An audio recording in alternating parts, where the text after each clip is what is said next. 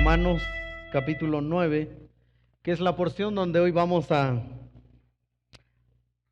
meditar, a estudiar los primeros 5 versículos del capítulo 9 de Romanos. Así que estamos continuando nuestra serie expositiva del libro de Romanos. Y hoy voy a introducir los siguientes 3 capítulos. Algunos reconocen que es uno de los capítulos, los siguientes 3 capítulos de Romanos son como los capítulos más difíciles de interpretar. Así que está bueno el desafío para las próximas semanas, hermanos. Los comentaristas bíblicos dicen que la habilidad de Pablo con el Antiguo Testamento es extraordinaria en esta porción. Así que no tengo esa misma habilidad, pero vamos a estudiar paso a paso esta porción, ¿verdad? Para que aprendamos lo que la Biblia dice acerca del pueblo de Israel. Y yo sé que solo mencionar a la nación de Israel genera expectativas por todo lo que está pasando. Pero francamente este no es el tema que Pablo va a traer en este momento. Pablo está mirando una condición espiritual, así que quizá algunos están pensando si me voy a ir como por la línea de pro Israel o pro Palestina o pro Irán. Hermanos, vamos a estudiar la palabra, así que no nos vamos a complicar. La Biblia es sencilla, la confusión de repente está en nosotros, pero no en la palabra del Señor. Así que vamos a leer todos juntos los versos 1 al 5, por favor. Romanos capítulo 9, versos 1 al 5, y dice así la palabra del Señor. Verdad digo en Cristo, no miento, y mi conciencia me da testimonio en el Espíritu Santo que tengo gran tristeza y continuo dolor en mi corazón, porque deseara yo mismo ser anatema, separado de Cristo por amor a mis hermanos, los que son mis parientes según la carne.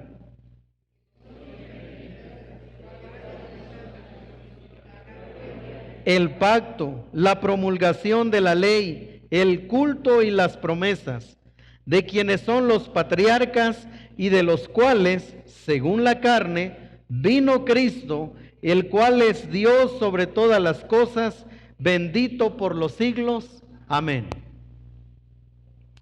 El Antiguo Testamento es una historia de amor.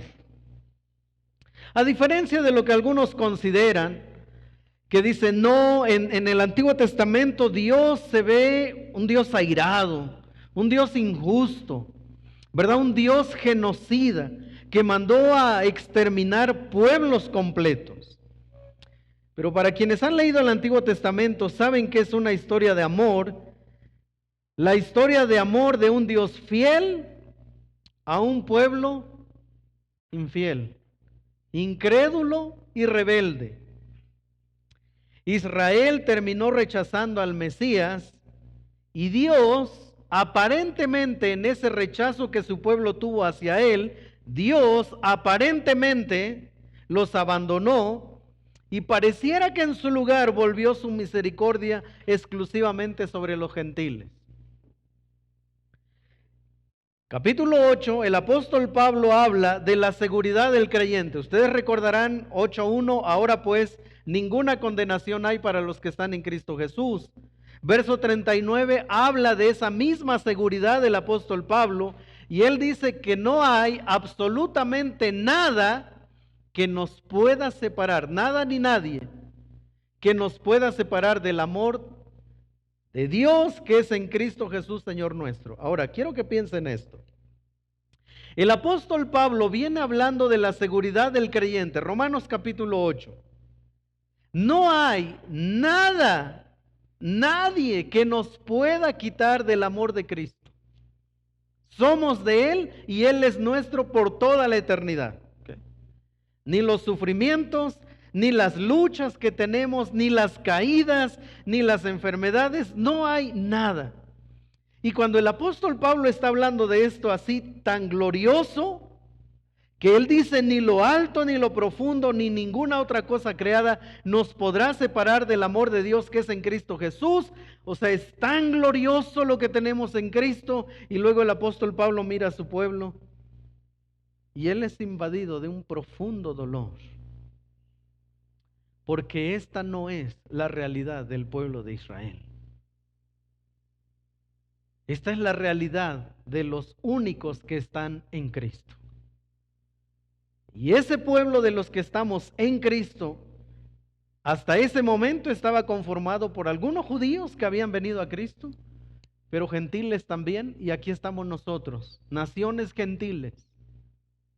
Y Pablo dice, miren, no hay absolutamente nada que nos pueda separar del amor de Cristo.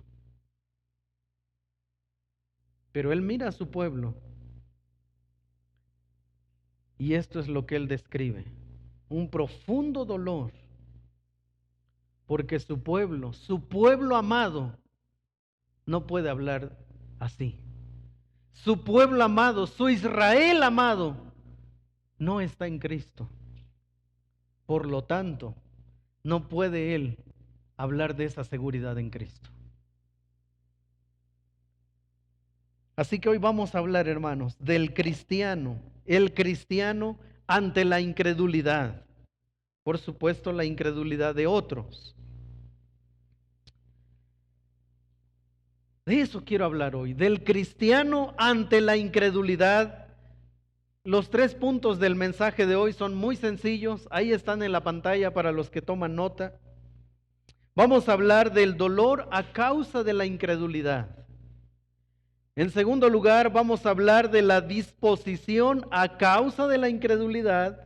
Y en tercer lugar, vamos a hablar de los privilegios de los incrédulos.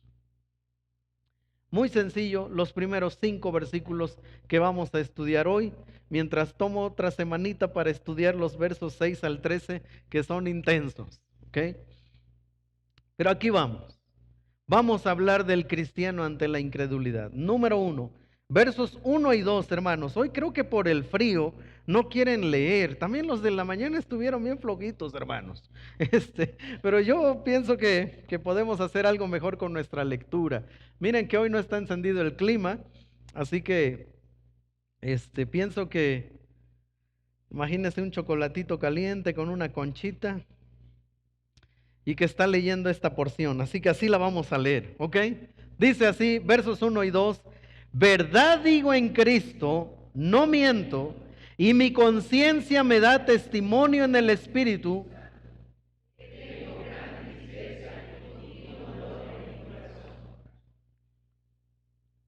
Así que en primer lugar vamos a ver el dolor a causa de la incredulidad. Pablo dice que su dolor se debe a causa de su pueblo. Bueno, si alguien va a hablar de esta manera, tiene que dar evidencias de que ese pueblo está viviendo en incredulidad. No puedo acusar a alguien de incredulidad a menos que yo tenga las evidencias de que vive en incredulidad. Y esto es lo que va a hacer Pablo. Evidencias del estado espiritual del pueblo de Israel, hablando específicamente en el momento en que Pablo escribe esta carta, cómo estaba el pueblo de Israel. Es decir, cómo se ve una vida sin Cristo.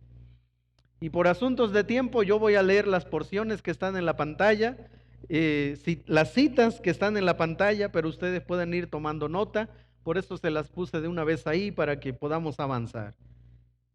Cuando Pablo dice que tiene gran tristeza y profundo dolor por su pueblo, el Antiguo Testamento está repleto de historias de destrucción del pueblo de Israel. Porque francamente fue una nación incrédula, idólatra.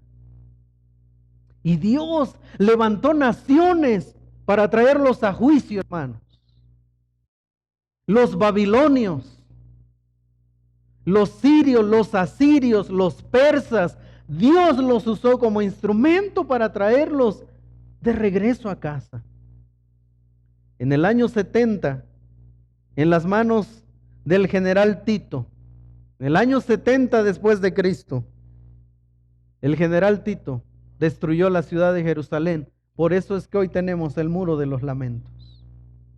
¿Cómo se ve una vida sin Cristo? Lucas 23, 20 al 23, rechazo intenso al Salvador. Les habló otra vez Pilato queriendo soltar a Jesús, Pero ellos volvieron a dar voces diciendo, crucifícale, crucifícale. Él les dijo por tercera vez, pues qué mal ha hecho este. Ningún delito digno de muerte he hallado en él. Le castigaré pues y le soltaré. Mas ellos instaban a grandes voces, pidiendo que fuese crucificado, y las voces de ellos y de los principales sacerdotes prevalecieron. Así se ve una vida sin Cristo, hermanos.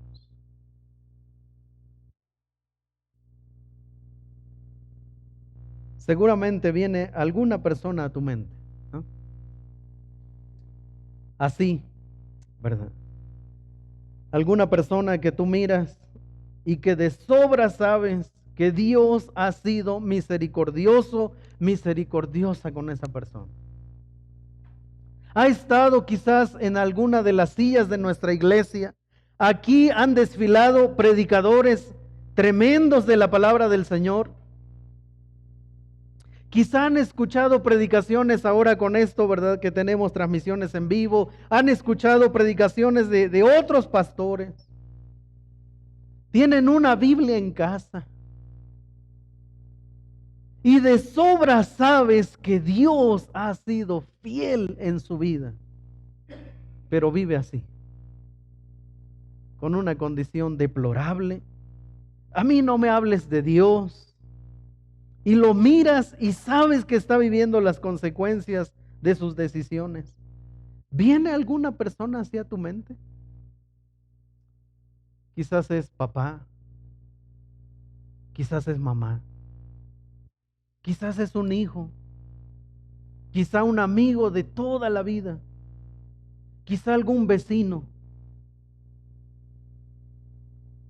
¿Qué sentimientos experimentas al pensar en este momento en esa persona? Si hay pesar y dolor en tu corazón, ¿qué estás dispuesto a hacer? Verdad digo en Cristo, no miento, y mi conciencia me da testimonio en el Espíritu Santo que tengo gran tristeza y continuo dolor.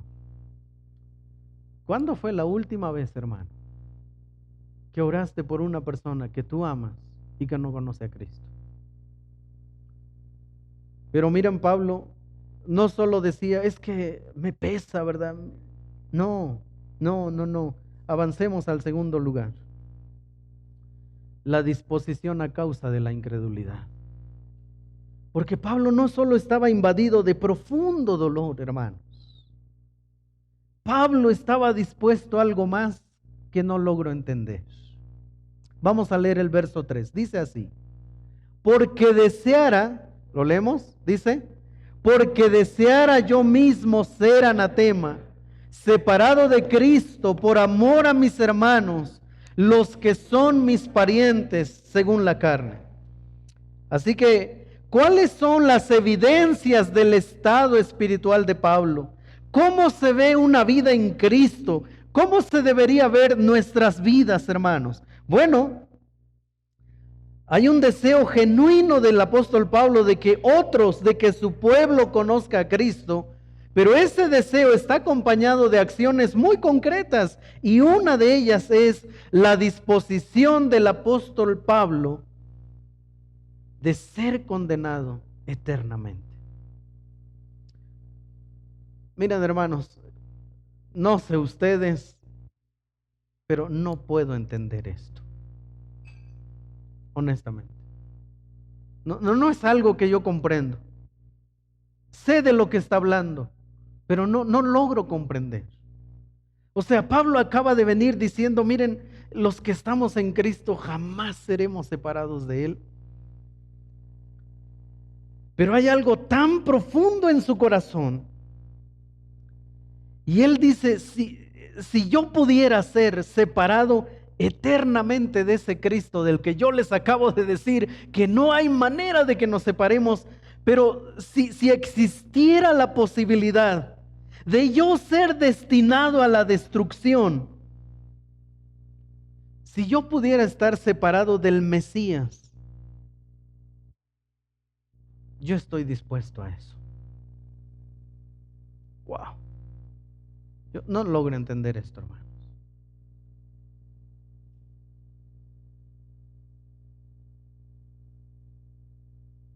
Es como si Pablo está diciendo, miren, Cristo es glorioso, es excelso. No hay nada mejor que Cristo. Pero si yo puedo ser separado de Cristo, el excelso, el glorioso, para que mis compatriotas, mi familia, mis hermanos, los israelitas, puedan entrar a la gloria de ese Cristo excelso, yo estoy dispuesto a eso.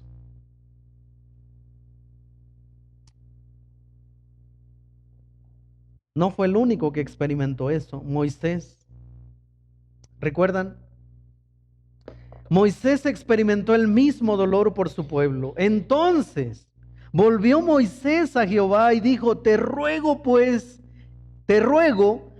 este pueblo ha cometido un gran pecado porque se hicieron dioses de oro, que perdones ahora su pecado y si no, ráeme ahora de tu libro que has escrito. Este es el momento en el que Moisés está en el monte Sinaí, la gloria de Dios desciende sobre el monte Sinaí. Dios le ha pedido a Moisés que le instruya al pueblo de Israel, no se acerquen a la montaña, ¿verdad? Ni sus animales porque van a ser consumidos. Este es el lugar santo donde Dios desciende con su gloria y lo único que el pueblo contempla es una nube, ¿verdad? Estruendos, rayos, y ellos se llenaron de temor. Pero ese era el momento glorioso en el que Moisés estaba teniendo encuentro con Dios. Y miren lo que sucede allá abajo. El pueblo de Israel le dice a Aarón, oye Aarón, yo creo que tu hermano murió. Haznos dioses que nos guíen. Y Aarón dijo, pues, ¿para qué traemos oro de Egipto? ¿Recuerdan? La noche en que el pueblo de Israel sale de Egipto, Dios les da la instrucción de que ellos debían despojar al pueblo de Egipto de toda su riqueza, oro, plata, todo. Y la Biblia dice que incluso ellos ya sintiéndose desesperados por todas las plagas, les dieron oro, ¿verdad? A los israelitas, oro, plata, todo. Y Dios tenía un propósito con ese oro, hermanos. La construcción del tabernáculo. ¿Y sabe qué hicieron ellos? Tomaron ese oro. Aarón lo derrite y les construye el becerro de oro y comenzaron a danzar y adorar al becerro. Y entonces Dios le dijo, mira, desciende porque este pueblo se ha corrompido. Desciende Moisés en este momento. Y Moisés trae las tablas de la ley. Imagínense la escena. Él trae las tablas de la ley dadas por Dios. Pero Moisés le dijo esto: perdónalo, Señor. ¿Verdad? Perdona a este pueblo. Y si tú no lo vas a hacer, ráeme de tu libro. Bueno, pero alguien más hizo esto por usted y por mí. Vamos a ir a Filipenses capítulo 2. En la pantalla no está toda la porción, así que vamos a ir a Filipenses capítulo 2 con su Biblia, por favor. Y vamos a leer de los versos 5 al 8. Filipenses capítulo 2, versos 5 al 8. Y vamos a leerlo todos juntos, por favor. Dice así la palabra del Señor. Haya pues en vosotros este sentir que hubo también en Cristo Jesús, el cual siendo en forma de Dios, no estimó el ser igual a Dios como cosa a que aferrarse, sino que se despojó a sí mismo, tomando forma de siervo.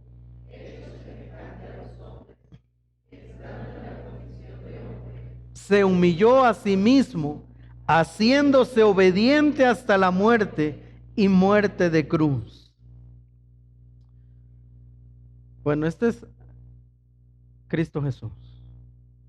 El apóstol Pablo lo describe así, que el cual siendo en forma de Dios, no estimó el ser igual a Dios como cosa que aferrarse, sino que se despojó y tomó forma de siervo y con una disposición de humillarse, y haciéndose obediente hasta la muerte y muerte de cruz.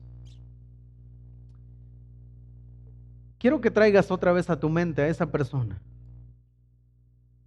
que ha escuchado la palabra, que de sobra sabes que la gracia de Dios ha sido paciente sobre él o sobre ella. ¿Qué estás dispuesto a hacer a causa de la incredulidad de los que amas? Porque no solo es un sentimiento de me duele, no, hay que dar algunos pasos. Quizás si nunca le has hablado, ora para que el Señor te dé una oportunidad estos días de buscarlo otra vez.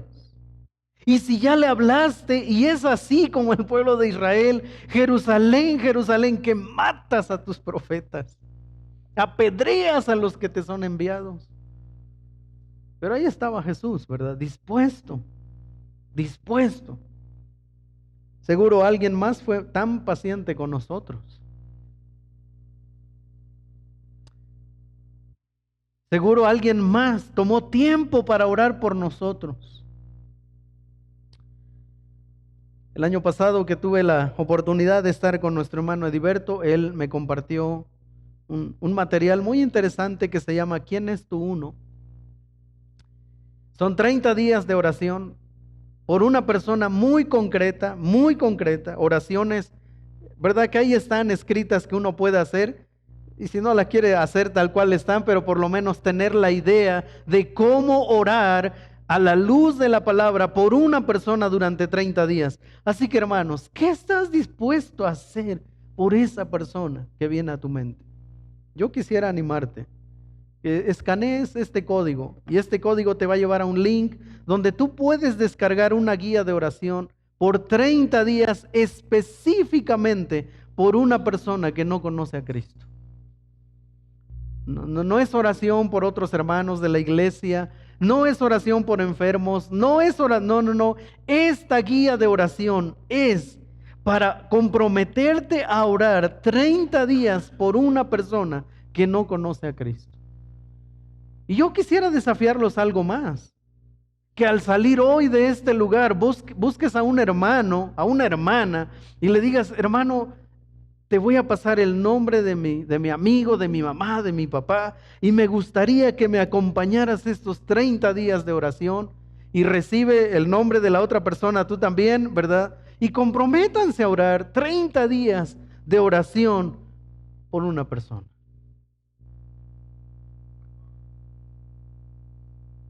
Porque no basta, hermanos, con sentir dolor. Pablo estuvo dispuesto a esto. Si es posible que a mí me separen de Cristo, yo quiero ser el primero por amor a mi pueblo. Ahora,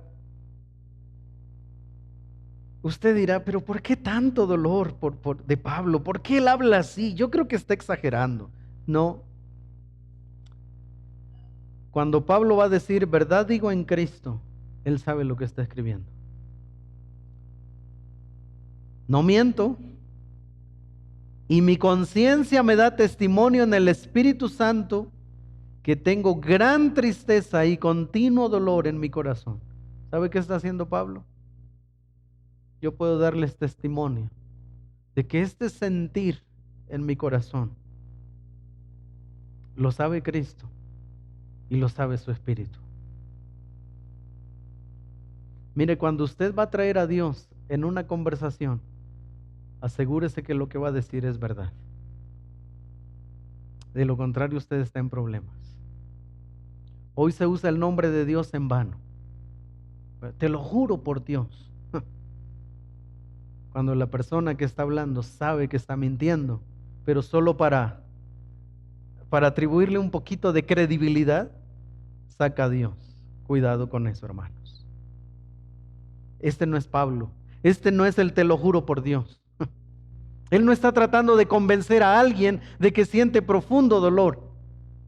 Él está convencido de que su relación con Cristo está produciendo profundo dolor. El dolor es aún más agudo. ¿Por qué Pablo siente esto? Vamos entonces en tercer lugar a los privilegios de los incrédulos.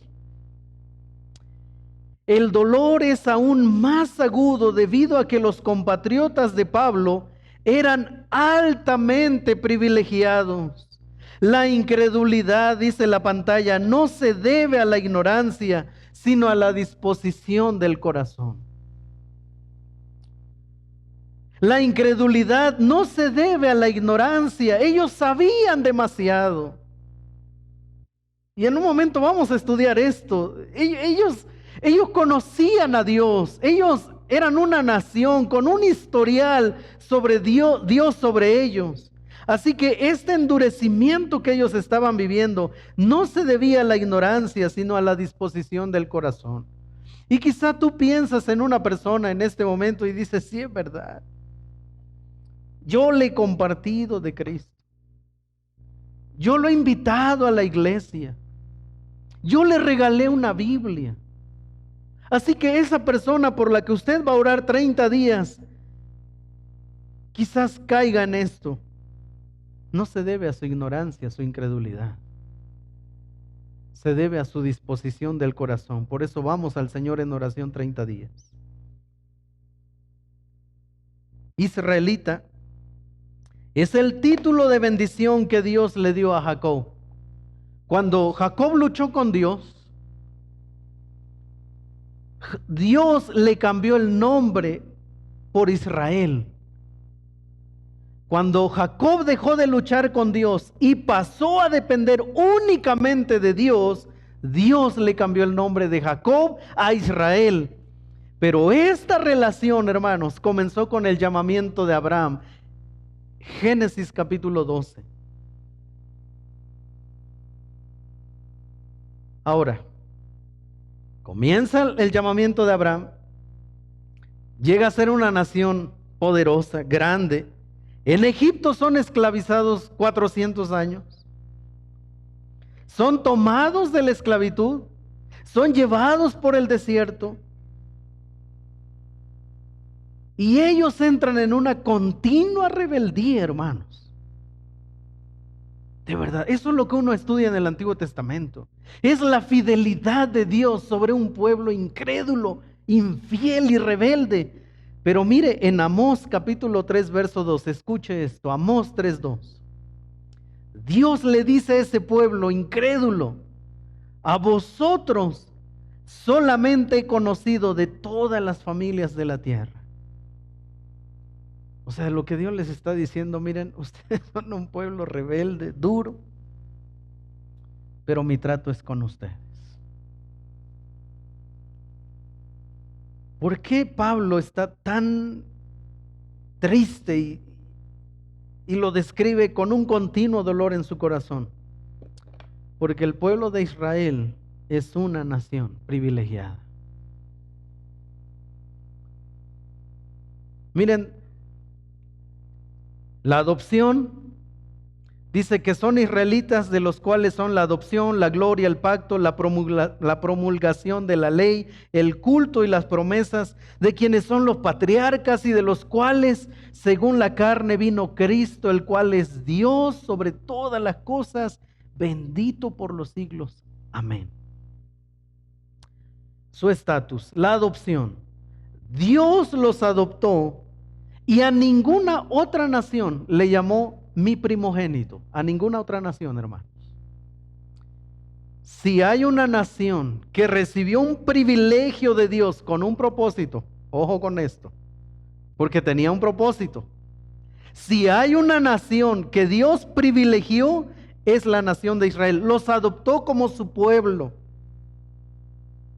y los llamó su primogénito en Éxodo 4:22. La gloria, la manifestación gloriosa de Dios como señal de su elección. Cuando Dios desciende sobre Egipto, porque le dijo a Moisés, mira, yo he descendido sobre mi pueblo, he visto la situación precaria en la que están, yo he descendido. Dios los toma con mano fuerte Y Moisés, estando ahí en su llamamiento, le dice, oye Señor, pero pues estos me van a preguntar, ¿quién me está enviando? Y Dios le dijo a Moisés, diles que yo soy, te está enviando. Así como, a propósito, ¿qué tienes ahí en tu mano, Moisés? Pues una vara. Esa vara será la señal de que yo estoy contigo. Ve, Moisés va, saca a su pueblo. Cuando ellos van camino hacia el Mar Rojo, mientras van atravesando parte del desierto, una columna de fuego y una columna de nube los guían durante día y noche para que no se detuvieran. Ellos fueron testigos en el monte Sinaí de la gloria de Dios que había descendido sobre ellos. Dios los había visitado, hermanos. El pacto. No hay otra nación sobre la faz de la tierra que haya recibido algo como lo que recibió Abraham en Génesis capítulo 12. No hay otra nación sobre la faz de la tierra que recibió la promesa de Abraham en Génesis capítulo 12. Te bendeciré, te multiplicaré, serás bendición a las naciones. No hay otra, hermanos. Sus dones, la promulgación de la ley, la introducción de la ley de Dios al mundo a través de Moisés en el monte Sinaí. Queridos hermanos, no hay ninguna otra nación sobre la faz de la tierra que haya recibido la ley divina escrita por el dedo de Dios. No la hay.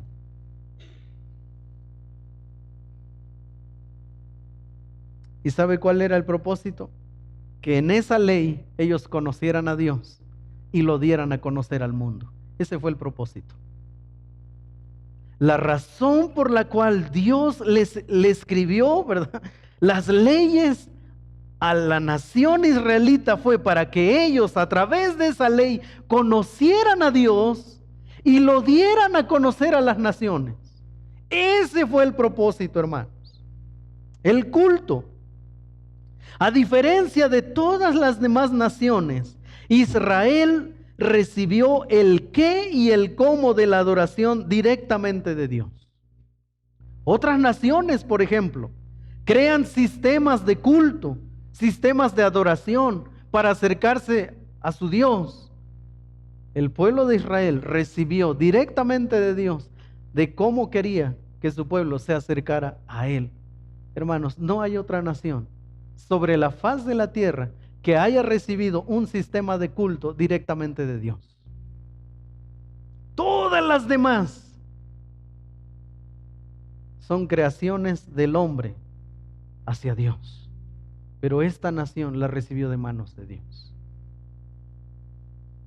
Las promesas, la revelación de los planes exclusivos de Dios para la nación, algunas de ellas ya se cumplieron y otras en espera de su cumplimiento. En la Biblia, hermanos, hay promesas que no se pueden reclamar salvo por el pueblo de Israel. Así es. Nos gustan esas promesas y luego las andamos ahí como declarando, arrebatando y no sé qué más, pero esas le pertenecen al pueblo de Israel como nación.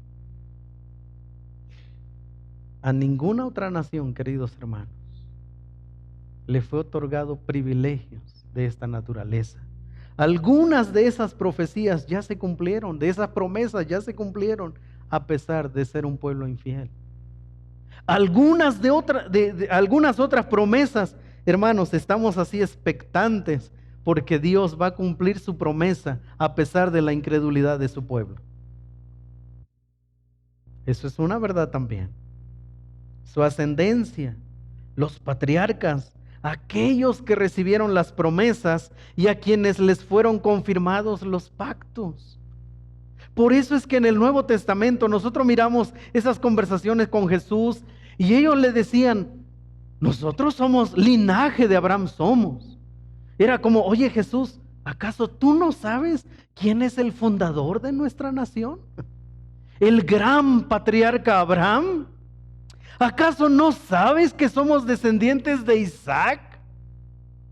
Y de Jacob, nuestros patriarcas, a los que Dios les hizo promesas. Claro que lo sabían, porque fueron instruidos a lo largo de la historia. Así que se sabían una nación altamente privilegiada. Pero hermanos, el privilegio de ser la nación por medio de la cual el Salvador del mundo, prometido en Génesis 3:15, llegaría a toda la humanidad. Queridos hermanos, si hay una nación que Dios usó para traer al Salvador del mundo, fue Israel.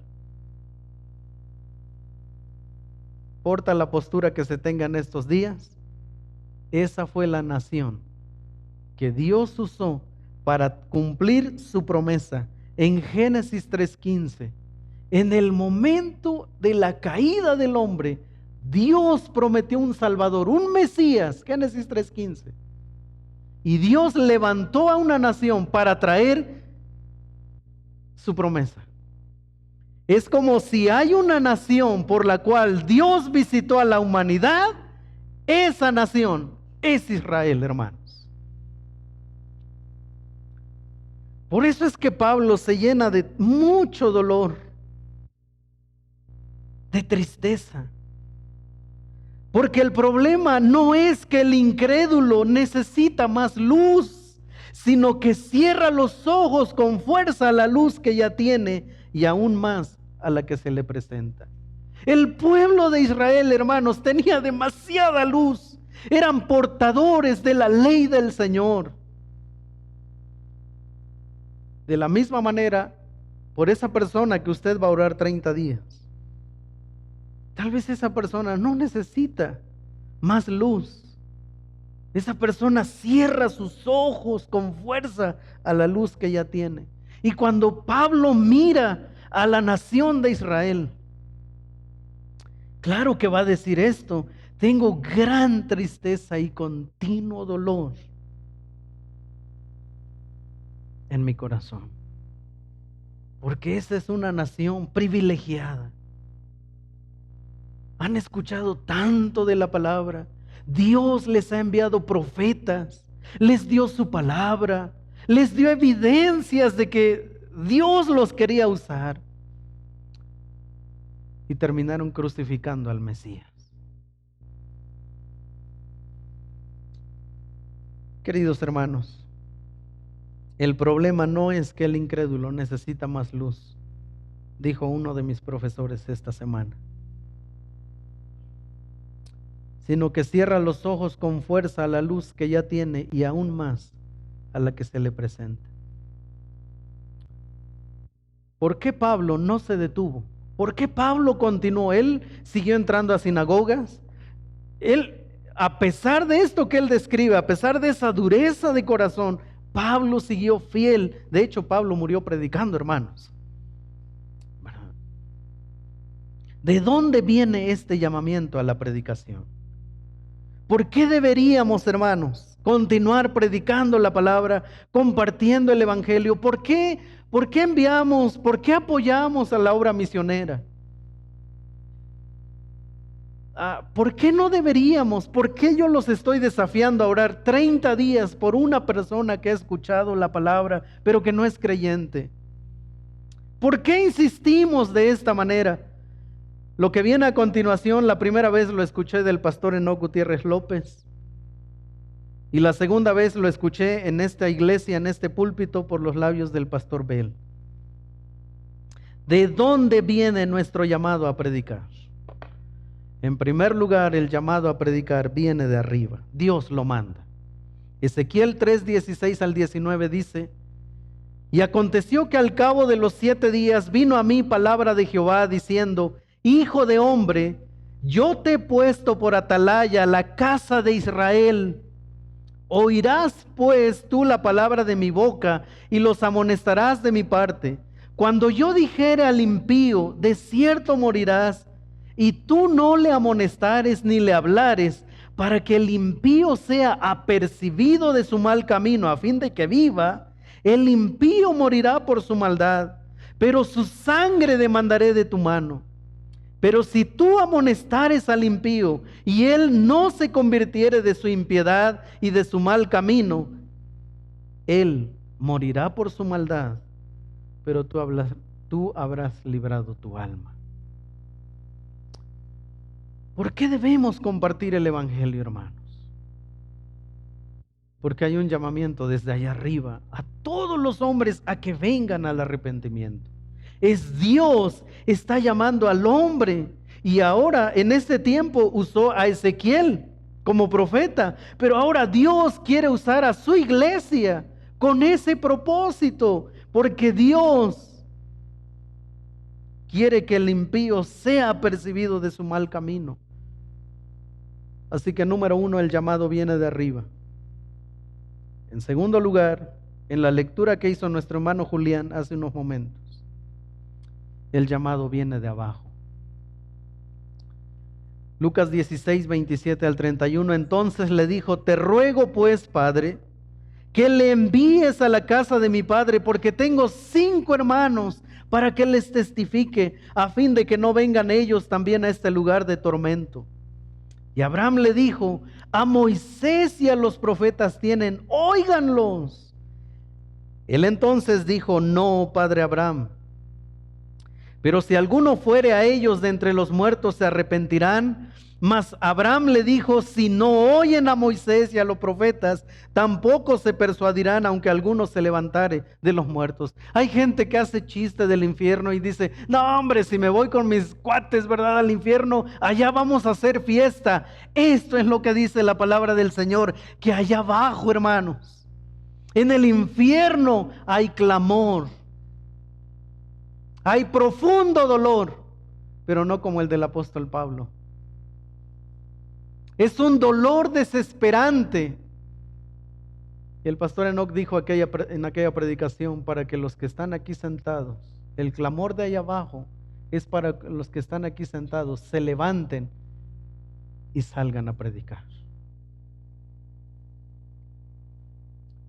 Si nosotros pudiéramos escuchar el lamento del infierno, nosotros saldríamos corriendo a buscar a los que amamos. Seríamos persuasivos con ellos. Estaríamos dispuestos a que nos dejen de hablar con tal de que nos escuchen una vez más. 3. El llamado viene de afuera. Segunda Timoteo 4, 1 al 5. Te encarezco delante de Dios y del Señor Jesucristo, que juzgará a los vivos y a los muertos en su manifestación y su reino. Que prediques, Pablo a Timoteo, que prediques la palabra, que instes a tiempo y fuera de tiempo, redarguye, reprende, exhorta con toda paciencia y doctrina, porque vendrá tiempo cuando no sufrirán, no la soportarán la sana doctrina, sino que teniendo comezón de oír se amontonarán maestros conforme a sus propias concupiscencias, sus deseos pecaminosos, y apartarán de la verdad el oído y se volverán a fábulas. Pero tú sé sobrio en todo, soporta las aflicciones, haz obra de evangelista, cumple tu ministerio. Pablo le está urgiendo a Timoteo, mira, predica, las condiciones allá afuera cada vez van a ser peores. Cada vez va a ser peor allá afuera. Y no solo eso, adentro también, ¿verdad? Adentro también, porque vendrá gente que ya no va a querer escuchar la palabra del Señor y van a empezar a buscar, ¿verdad? Y no van a faltar los maestros, van a sobrar aquellos que les endulcen. Así que ve y predícales a tiempo. Redarguye, reprende, exhorta con toda paciencia y doctrina. Así que ¿de dónde viene el llamado? De allá afuera. Y número 4, la porción que acabamos de estudiar, el llamado viene de adentro. Verdad digo en Cristo, no miento. Y mi conciencia me da testimonio en el Espíritu Santo que tengo gran tristeza y continuo dolor en mi corazón.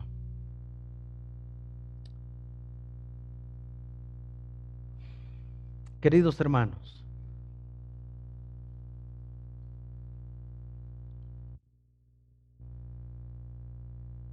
¿cuándo fue la última vez que de manera intencional te dispusiste a hablar con una persona sobre Cristo?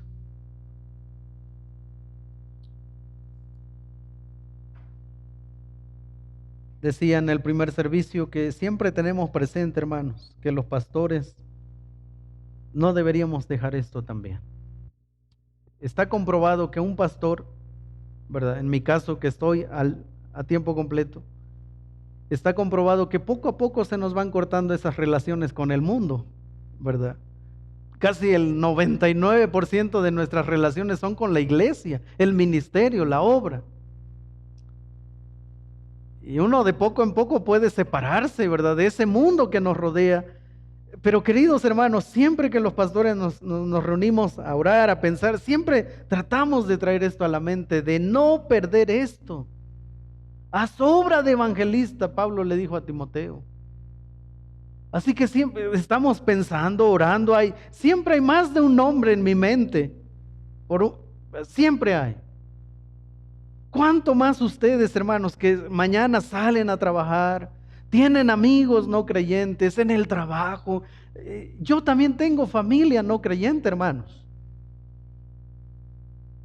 También tengo familia que abiertamente rechaza el evangelio. Pero queridos hermanos, creo que me encanta lo que Pablo hace en este punto. Él mira la seguridad del creyente, es decir, no hay nada que me pueda separar de Cristo. Pero esa no es la realidad de los que amo. Ellos están sin Cristo. Tienen demasiado conocimiento. Tienen demasiadas evidencias. Dios ha sido fiel en su vida. No les dio una, les dio muchísimas oportunidades. Y ellos gritaron frente a Pilato: crucifícale. Así que, hermanos, ¿no deberíamos tomar la actitud de Pablo? ¿No deberíamos ser más intencionales con aquellos que amamos? ¿No deberíamos volver a tener gracia y misericordia para ese que te dice: no, a mí tu fe no me interesa, tu religión no me interesa? ¿No deberíamos, verdad, volver a clamar y decirle: Señor, de verdad, dame una oportunidad? Es duro, sí, ya escuchó tu palabra, ya lo llevé a la iglesia, ya leyó la Biblia, pero es duro. ¿No deberíamos clamar nosotros: Señor, dale, de verdad, dale a él y dame a mí otra oportunidad para predicarle de tu amor?